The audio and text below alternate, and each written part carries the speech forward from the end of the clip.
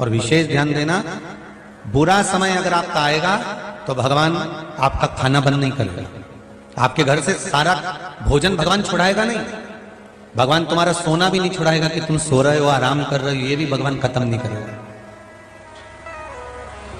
जब तुम्हारा बुरा वक्त आएगा, ना तुम्हारा खाना भगवान छुड़ाएगा, ना तुम्हारे कपड़े भगवान छुड़ाएगा, ना तुम्हारा सोना छुड़ाएगा, ना तुम्हारा घूमना फिरना छुड़ाएगा।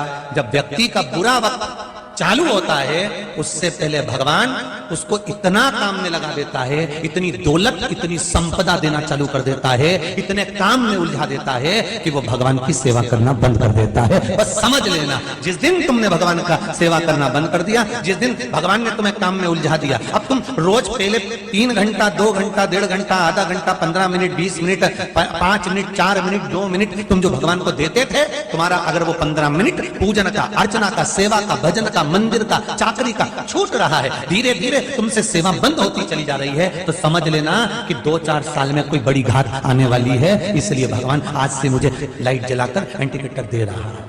अभी से गाड़ी जब इंदौर से आती है और कुबेरेश्वर धाम के लिए मुड़ती है तो पहले से इंडिकेटर देना पड़ता है, तब जाकर इधर मुड़ पाती है। भोपाल से आती है तो भी थोड़ी दूर से मन लाइट चमकाना पड़ती है, तब जाकर इधर मुड़ पाती है। तुम्हारी भी अगर भगवान की भक्ति कमजोर हो रही है, तुमने अगर भगवान की पूजन करना कम कर दी है, तुम्हारी सेवा कम हो रही है, तुम्हारा भजन कम हो रहा है, तुम्हारा स्मरण कम हो रहा है, तुमने भगवान की पूजन पहले में बहुत करती थी, अब न जाने क्या हो गया गुरु जी पूजन, समझ ले अभी भी भगवान लाइट जला के बता रहा है कि कम हो गई है, वापिस जुड़ जा, 1 लोटा पानी, 1 बेलपत्र, 1 फूल, भगवान के दरवाजे जाना चालू कर दे, वापिस दुख, तकलीफ, कष्ट, दुख स्मरण नहीं कर पाओगे, भगवान की भक्ति में नहीं रम पाओगे, भगवान की स्मरण में नहीं पहुंच पाओगे। फिर वो समझ लेना कि आप आए नहीं और सुबह हो गई मेरी पूजा की थाली धरी की।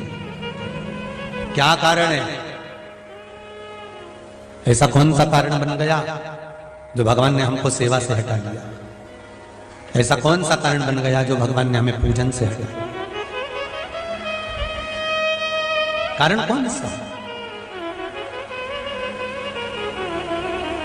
मैंने तेरे ही भरोसे बाबा, तेरे ही भरोसे भंवर में नैया डाली, मैंने तेरे ही भरोसे, ओ शंभो तेरे ही भरोसे। यहाँ आए काय के लिए हुआ? क्यों पूछे? कथा में सुना था कि कुबेरेश्वर धाम जाओ, बाबा ऐसी कृपा कर देता है, 3 महीने में वापिस बुला लेता। अब भागवत जी में रुक्मणी जी की आयु थी 7 वर्ष की। कितने साल की थी? 7 साल की। देव ऋषि नारद आए, नारद जी ने राजा भीष्मक को, रुक्मणी जी के पिताजी को बड़ी बड़ी सुंदर सुंदर भगवान कृष्ण के चरित्र सुना दिया। अब भगवान कृष्ण का चरित्र भीष्मक की नगरी में सुना।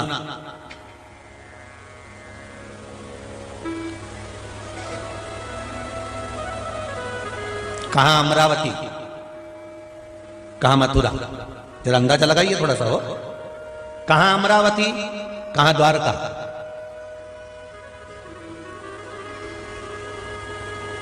राजा भीष्मक कहां के थे?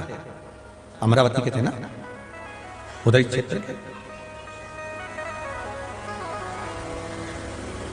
अब वहां से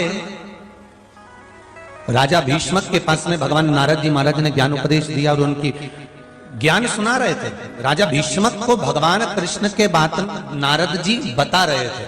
भीष्मक ने सुना कि नहीं सुना ये तो नहीं पता, पर जो पास में 7 वर्ष की रुक्मणी जी बैठी हुई थी, 7 वर्ष की कन्या बैठी हुई थी, उसने ध्यान से सुना।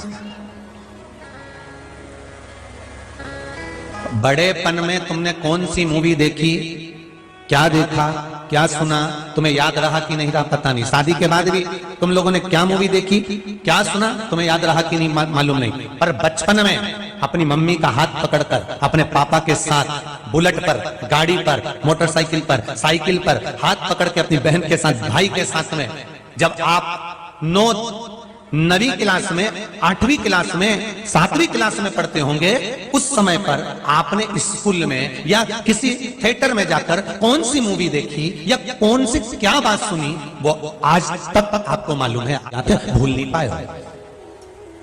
बचपन में जो तुम्हारे विवेक में, तुम्हारी बुद्धि में, तुम्हारी चित्त में, तुम्हारे व्यवहार में दिया जाता है, वो अंतिम समय तक समाप्त नहीं होता। जवानी में भले तुम भूल जाओ, जो होता है कई बार, पत्नी ने कोई बात की, सुनो तुम बाजार जा रहे हो, जरा सामान लेकर जाना, भूल गए, नहीं लाए।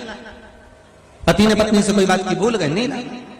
जवानी में भूल सकते हो, अधेड़ी में भूल सकते हो, बुढ़ापे में भूल सकते हो, पर बचपन में जो दिया गया था वो नहीं भूल पाए। राजा भीष्मक ने अधेड़ी में अगर जो मिला नारद जी से वो भले भूल गया होंगे, पर रुक्मणी जी ने जो 7 वर्ष की अवस्था में जो देवऋषि नारद के मुख से संवाद सुना था, वो संवाद रुक्मणी जी कभी नहीं भूल पाई। और रुक्मणी जी नहीं भूली तो उसने मन में विचार कर लिया कि मैंने सुना है कि कृष्ण इतने सुंदर हैं, उनका व्यवहार इतना सुंदर है, वो इतने वीर हैं, उन्होंने पूतना को मार दिया, अगासुर बकासुर को मार दिया, उन्होंने कंस को मार दिया, उन्होंने तृणावत को पछाड़ दिया, जब उन्होंने गोपियों की मटकी को फोड़ा है, मक्खन को खाया है, सुंदर गौओं का चरण कराया है, तो ये रुक्मणी जी के कानों में जब गया तो रुक्मणी जी के हृदय में कृष्ण के प्रति भाव उत्पन्न हो गया।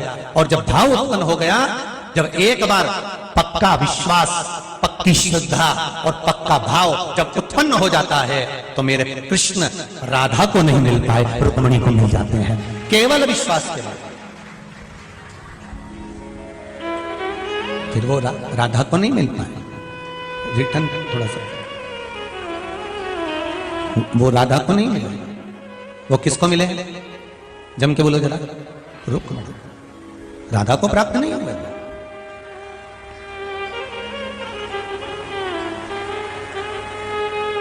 कारण क्या था? सुना था कृष्ण के बारे में।